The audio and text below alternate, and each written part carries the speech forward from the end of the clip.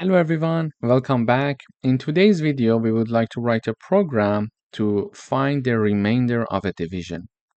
In order to review, when we want to divide 10 by 2, 10 is our numerator and 2 is our denominator. Okay, so we are asking the user to enter a numerator and we are storing it in variable x, for example. Let's say I name it x.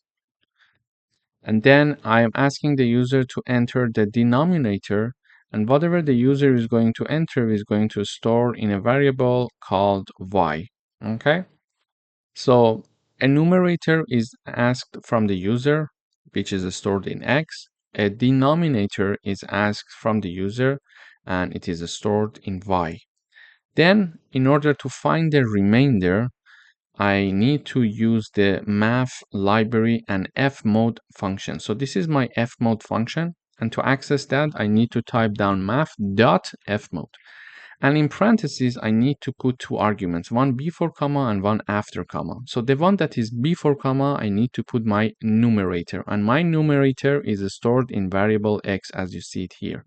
So I type down x, and then after comma, I need to type down my denominator, which is stored in variable y. And we can name it whatever we want. We can name it h, we can name it r. It depends on what we want, okay?